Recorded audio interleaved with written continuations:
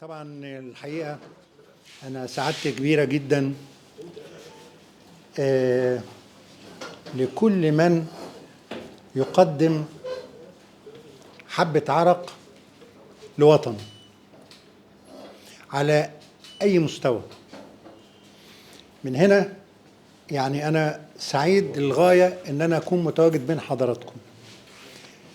ابني محمد المصري من الشخصيات التي أعتز بها عبر عمري. الحمد لله يعني قضيت عمر طويل ومعظمه مع الشباب بشكل خاص، لأن إيماني بهم لا حدود له. دايما احترامي للشباب احترام كبير بالقدر الذي يستحقونه فعلا. أي ضوء شبابي، أي نبتة، أي زهرة شبابية تجذبني بشكل كبير للغاية. محمد المصري هذا علم، لأنه يمثل الشاب العاشق لوطنه والعاشق لهوايته وأيضا العاشق لعمله. منذ قابلته أول مرة منذ سنوات أحسست أن هناك شابا واعدا سيعلي راية الشباب في أي مكان يحل به. لمست فيه جدية، لمست فيه عزيمة، لمست فيه إصرارا غير عادي ليس كغيره من الشباب. لمست فيه جلدا، لمست فيه إيمانا بقضية معينة يتبناها.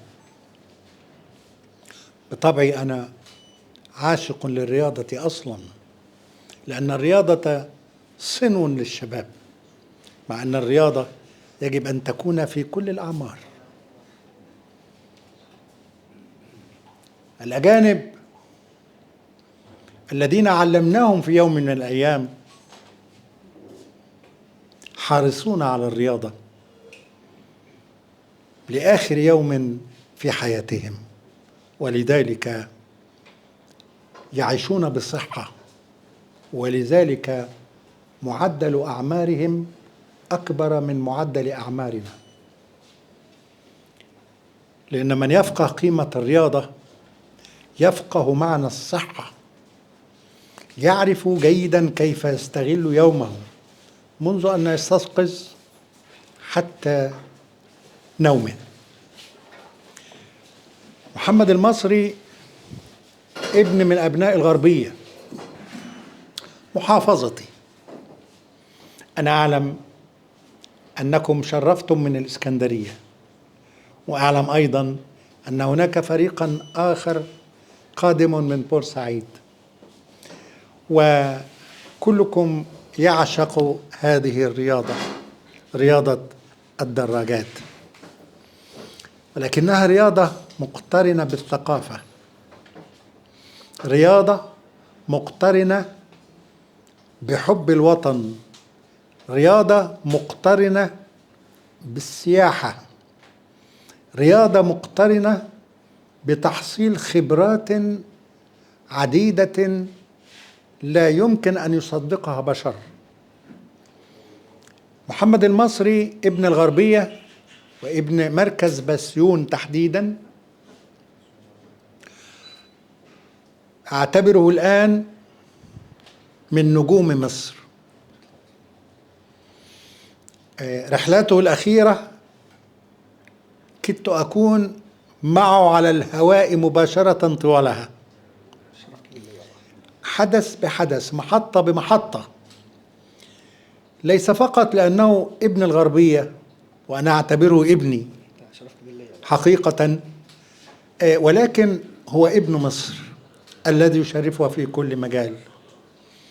وأعلم أن وجهته القادمة زيارة 5 دول. إذن هناك سفير مصري ل5 دول جديدة تنقل صورة مصر الحقيقية، صورة الشباب الناضج، الشباب الواعد، الشباب الواعي، الشباب العاشق لوطنه. تخيلوا لو أن محمدا ابن المصري ضمن كل تفاصيل رحلاته طوال السنوات الأخيرة كتابا موسعا،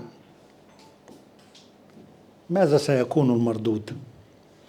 وقد طالبته غير مرة بتوثيق كل رحلاته وبأرشفتها،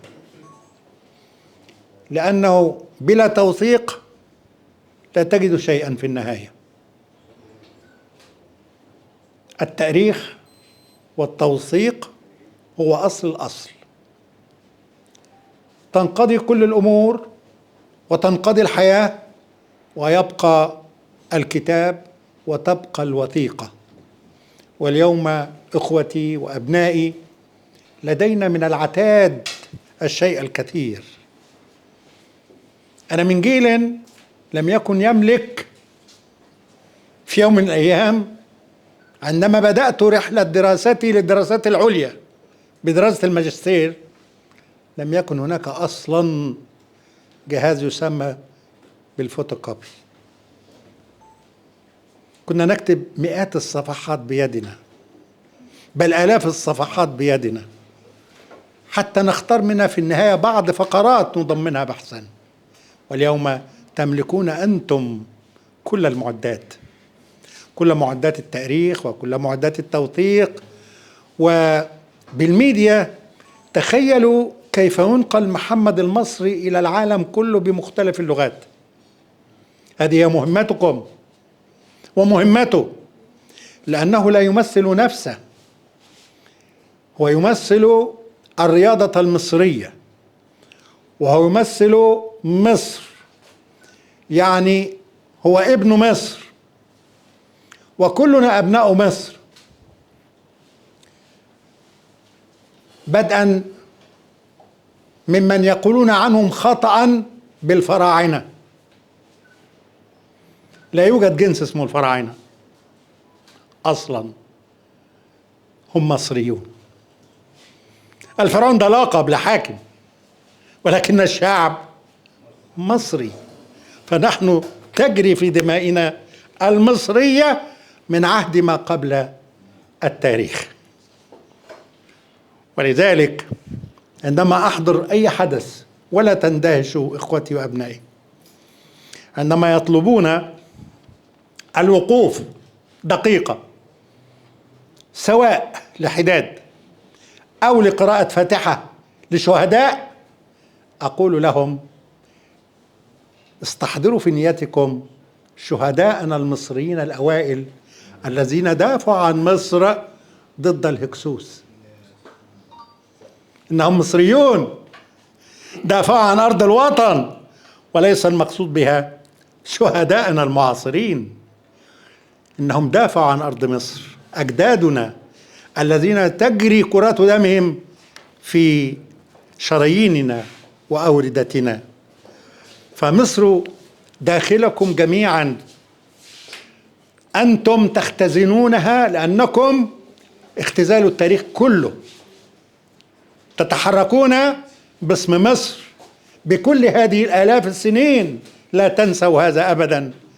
محمد المصري سفير لمصر، يجب أن يأخذ حقه إعلاميا، وأن رحلاته يجب أن تصدر في كتب مكثفة ومصورة ومصحوبة بديفيديهات تنقل الواقع الحي للأجيال القادمة. مرة أخرى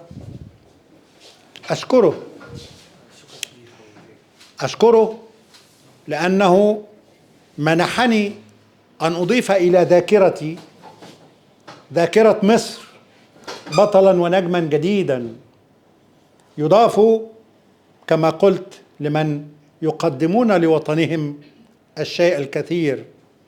وما يفعل محمد المصري وما تفعلونه أنتم، هذا التجمع وراءه فلسفة، وراءه رؤية، وراءه أن يتجمع الكل لرسالة معينة، وراءه أن تنشروا رياضتكم العظيمة، وراءه أن تكونوا جميعا سفراء لمصرنا. ويا حبذا ويا حبذا لمن يجيدون اللغات منكم أن ينقلوا مصرنا للعالم كله. كنت أحاضر منذ أيام في مناسبة أعياد الميلاد وعيد ميلاد السيد المسيح ورحلة العائلة المقدسة في مصر. أنتم دائم الارتحال، ورحلاتكم أيضا ذات قيمة ينظر إليها، ملآنة بالمخاطر. كم واحد منكم يعرف ما تعرض له محمد بن المصري، وكان ممكن أن يودى بحياته؟ كم منكم يعرف أن يفقد عمره في لحظة؟ كم من أحداث غريبة تعرض لها؟ هذا ما يجب أن ينقل للأجيال الجديدة. هذه المغامرات نرى على التلفاز تمثيليات هزيلة وأشياء هزيلة لا تقارن بالأحداث المليئة بالدراما الحقيقية. لو تحولت هذه الرحلات إلى دراما حقيقية تظهر في شكل مسلسلات وفي شكل أفلام، هذا هو التوثيق الذي أريد. يجب أن تكون ذاكرتنا فوتوغرافية. أبنائي، مضى على حرب 73 اليوم 50 عاما. ما عندنا قليل جدا، قليل جدا داخل أرشيف التلفزيون المصري أو السينما المصرية، قليل جدا لا يتوازى أبدا مع عظم وخطورة هذه الحرب الفارقة الذي يعرف قيمتها جيلي أنا، وقد حضرتها وتعرضنا لأسوأ هزيمة في التاريخ وأنا في ريعان شبابي 67، ولذلك أعرف قيمة 73. بعد 6 سنوات فقط استيقظت الأمة وصحت من غفوتها، والله أكبر، وعبرت. يجب يا شباب أن نعبر سنواتنا هذه وسنواتكم القادمة العبور الأكبر في حياة مصرنا. أوصيكم يا أبنائي على بلدنا الغالي، أقسم بالله، أقسم بالله، أقسم بالله 3، شرف كبير لأي منا أن يكتب في خانة الجنسية أنه مصري. والله قولة أنها أم الدنيا قالها الغرباء وقالها الأجانب قبل أن يقولها المصريون أنفسهم. اعلموا معنى كلمة مصر، اعلموا قيمة وطنكم، اعلموا أنكم تنتسبون إلى أسمى بلد في العالم وضعه الله في الخريطة في قارتين. مصر والله ملآنة بالكنوز، أهمها أنتم، كنز البشر. والله المصريون من أسمى كنوز الأرض، طاقات هائلة عندما تفجر فيها الحماسة والعزيمة. صدقوني يا أبنائي، حرب 73 15 يوم لم تسجل أقسام الشرطة جريمة واحدة أو حتى جنحة. بلد تسامت، رقت فوق كل الاعتبارات. مصر أخرى لأنها أحست بالخطر، وحس المصري من أول لحظات العبور عندما فقدت مصر شقيق رئيس جمهوريتها. طيار عاطف السادات مات شهيدا في أولى طلعات القوات الجوية، شقيق رئيس الجمهورية. يعني معنى ذلك إيه؟ الوطن واحد. حرب 73 كان الضابط يتقدم العسكري الجندي، ولذلك أفنى العسكري حياته من أجل ضابطه. 67 كان العكس، كان العسكري في الأمام والضابط في الخلف. تفكير بسيط جدا لم يستغرق أكثر من 6 سنوات.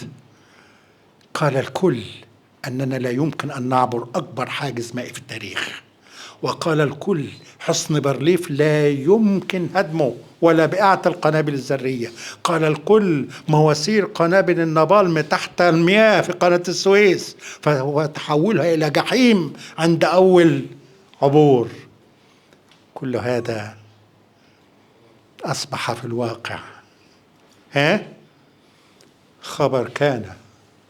مواسير النابالم سدت، أهيل الساتر الترابي، انتهى خط بارليف في 6 ساعات. بإيه؟ العزيمة، بقولة الله أكبر، بالنقاء، بالسمو، بالإخلاص، بالانتماء. هذه هي مصر. فأنتم في رياضتكم تختزنون مصر داخل جوانياتكم، داخل كل خلية من خلاياكم. أنتم سفراؤنا يا أحباب. آسف إن كنت قد أطلت، ولكني أتحدث لكم من كل خلية في قلبي، لأني أحبكم، لأني أحب الشباب، أحب مصرنا، أحب كل من يمثل مصرنا ويرفع رايتها عاليا. أحيي وأطلب منكم جميعا أن تحيوا ابن المصري.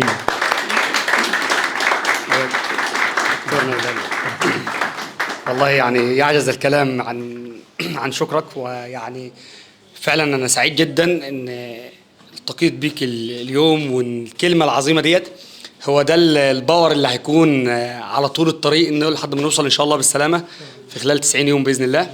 فتحياتي ليك للدكتور مجدي ودكتورنا ومعلمنا والكاتب الكبير. وعايز اقول لحضرتك برضو ان شاء الله في معرض القاهره الدولي ان شاء الله خلال ايام هيكون لي النسخه الثانيه، الاصدار الثاني من 75 يوم على الطريق. وفي جزء تاني اسمه الرحاله المصري. وكلامك من 7 سنين ليا مش يعني ده موجود في الراس وفي القلب، مكملين بيه. فتحياتي طبعا لحضرتك، تحياتي. واللي طلب عندك الجزء الأول من الكتاب 75 يوم على الطريق، والجزء الثاني تعطيهم هدية 90 يوم على الطريق، تديهم هدية هنا المكتبة إن شاء الله بتاعت فيدا، إن شاء الله مكتبة الشباب هنا في فيدا، بحيث إن كل واحد يجي هنا يقرأ حاجة مفيدة إن شاء الله بإذن الله. حبيبي حبيبي يا طارق، حبيبي.